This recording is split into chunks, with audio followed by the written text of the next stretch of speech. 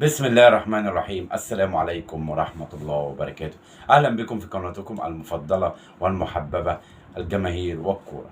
يا رب تكونوا بخير وصحة وسلامة وسعادة. النهاردة إن شاء الله بإذن الله حلقة مهمة جدا، وعندنا انفراد هيكسر الدنيا.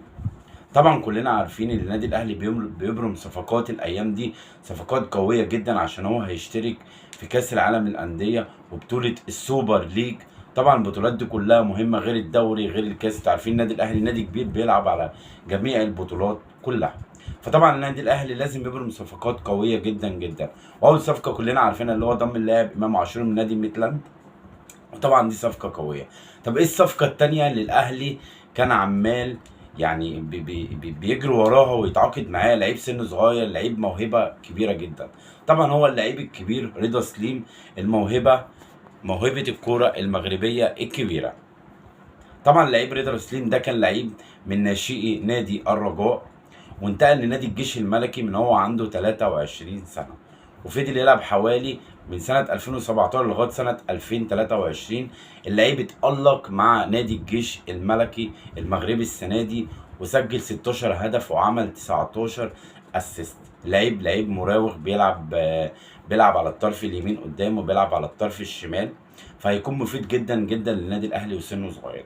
الاهلي قدر اللي هو يتعاقد مع اللعيب ده لمدة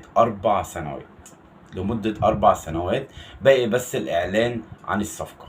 فصفقة هتكون مضوية للنادي الأهلي، وهتكون صفقة كبيرة للنادي الأهلي، لأن اللعيب سنه صغير، واللعيب يعني مضى للأهلي 4 سنين وهتقدر تستفاد منه.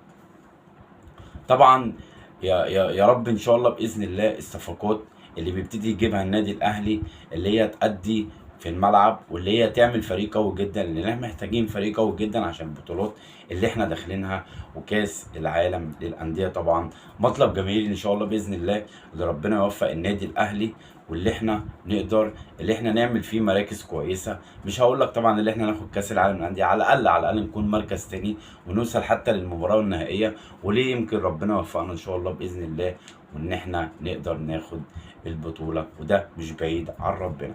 فالف الف مبروك رضا سليم لاعبا جديدا في النادي الاهلي. ودي الصفقه الثانيه، ولسه الصفقات ان شاء الله بتتوالى. وصفقه المهاجم، فرسميا رسميا رسميا رضا سليم لعيب في النادي الاهلي. يا رب يكون الحلقه عجبتكم وما كنتش طولت عليكم. ولو مش مشترك في القناه اشترك في القناه وفعل زر الجرس عشان يوصلك كل جديد.